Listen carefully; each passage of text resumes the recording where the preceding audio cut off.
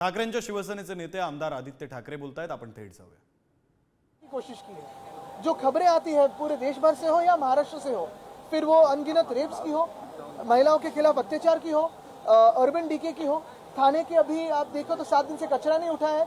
काफी सारे मसले हैं, काफी सारे विषय हैं, लेकिन इस विषयों पे उनको चर्चा करनी नहीं है। खुद की असफलता है, उस पर पर्दा डालना है और इसलिए औरंगजेब के पीछे चुप रहे।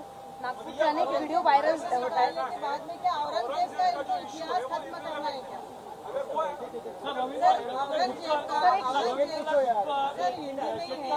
अगर आरएसएस ये मानती है कि औरंगजेब का मुद्दा इररिलेवेंट है, तो ऐसे ही वो सारे उनके भाजपा के जो नेता है उनको बता दे वो।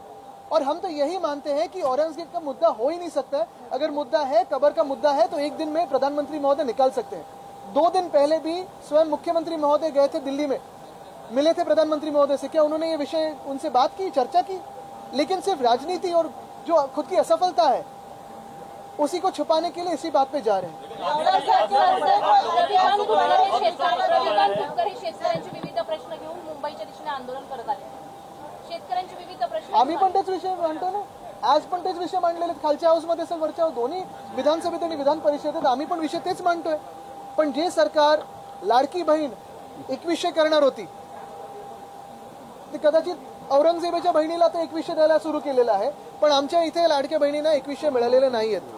जे सरकार या शेतकऱ्यांना कर्जमाफी करणार होती, आम्ही तर कर्जमुक्ती बोलतो, कारण माफ आपण गुन्हेगाराला करतो, पण ह्या सरकारच्या मनात शेतकरी हे गुन्हेगार आहेत। आपल्याला आठवत असेल, ह्याच भाजपाच्या केंद्र सरकारनी शेतकऱ्यांना काय काय म्हटलेलं आहे, तर माओवादी बोललेलं आहे, अर्बन नक्सल बोललेले आहेत, अतिरेकी बोललेले आहेत, त्यांच्यावर लाठीचार्ज केलेला आहे, हरियाणाच्या तिथे गोळीबार केलेला आहे, अश्रुधूर सोडलेला आहे ड्रोन मधून।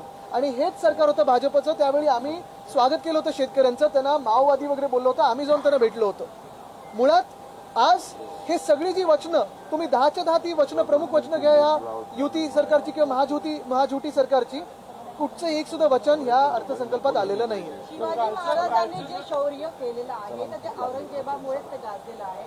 आणि जर हे शौर्य शिवाजी महाराजांनी जर दर्शवलं नसतं तर इतिहासाच्या पुस्तकात सुद्धा हे नाव औरंगजेबाचं किंवा अफजल खानाचं कोरलं गेलं नसतं आणि शिवाजी महाराजांनी काय शौर्यगाथा केल्या ते आपल्यापर्यंत पोहोचले नसतं। मग येणाऱ्या पिढीसाठी हे म्हणजे पुस्तकातून काढलं। बघा, तुम्हाला एक सोपी गोष्ट सांगतो, औरंगजेबाला तिथे गाडणं हे एक महाराष्ट्रात प्रतीक आहे की जो कोणी महाराष्ट्रावर चालून येईल, आत्ताच्या काळात असेल किंवा आधी असेल, त्याला असंच गाडलं जाईल। भाजपला ही आठवण पुसायची, ठीक आहे, तरी आमचं म्हणणं हे आहे की औरंगजेबाचं नाव या महाराष्ट्रात कोणी घेत नाही। हा विषय उखडून काढला तो भाजपने काढला, जिवंत केला औरंगजेबला तो भाजपने केला। आणि ती कबर जर उखडून काढायची असेल तर प्रधानमंत्री महोदयांनी आत्ता निर्णय घ्यावा आणि काढून टाकावा। पण तिथे बोर्ड लागला पाहिजे पुन्हा एकदा की ह्या महाराष्ट्रावर कोणी जो चालून येईल त्याला आम्ही तिथे असाच गाडू।